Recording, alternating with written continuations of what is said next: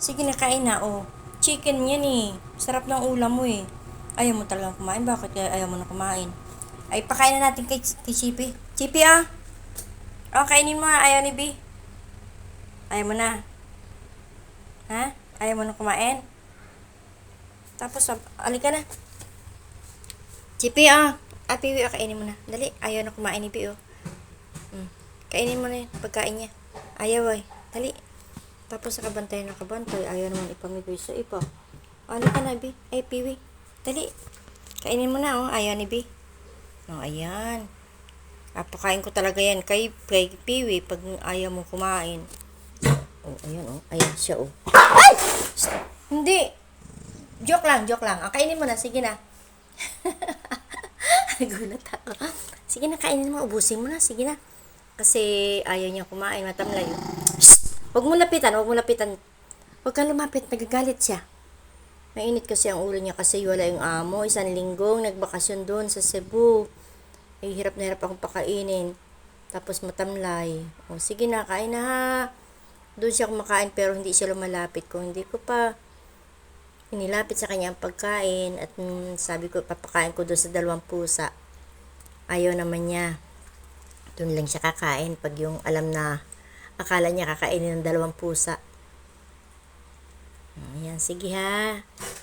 Yan lang pala ang para ikaw ay kumain. Oh. Sarap kaya ng ulam mo.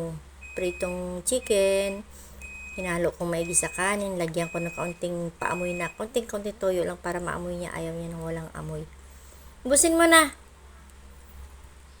Ayan na si Chippy. Oh, kakainin. Piwi. Oh, kainin mo. Ayan na. Kakainin talaga niya. Halika na, dali. Kainin mo. Chippy, dali. Nagulat ako. Hindi na. Joke lang. Sige na, kain na. Gagalit siya pag sinabi ko, papakain ko doon sa 2 pusa. Hindi na. Sige, kain ka na dyan, ha? Kainin mo na. Huwag ka magalit.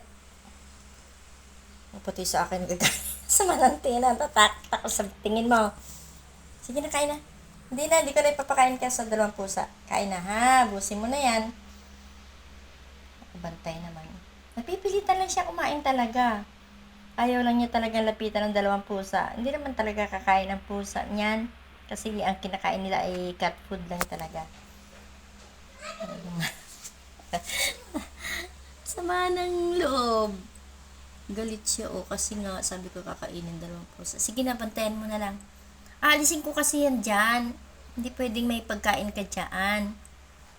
Sige na, busin mo na ha. hindi yung lalapit. Huwag mo lingunin. Nandun naglalaro yung 2 yan. Oh. Hindi yung lalapitan at galit ka. Hindi na. Busin mo na. Busin mo na ha. Busin mo na yan, B. Para mabusog ka. Matagal pang 1 linggo sila doon. Ilang araw pa lang doon sila. 4 na araw pa lang. Oh, matagal pa. Pag hindi ka kumain ako, sige. Magkakasakit ka. Ayan, sige, kain na. Sarap-sarap ng ulam eh. Maglalaban na ako ha. Naglalaba si mama. Ubusin mo yan. Ubus. Para hindi lapitan ng 2 pusa. Hindi ka agawan. Hindi ka naman talaga agawan yan. Takot ka lang na maagawan ka. Hindi naman sila. O sige na, huwag ka na magalit. Sige na. Kainin mo na yan. Maglalaban na si mama.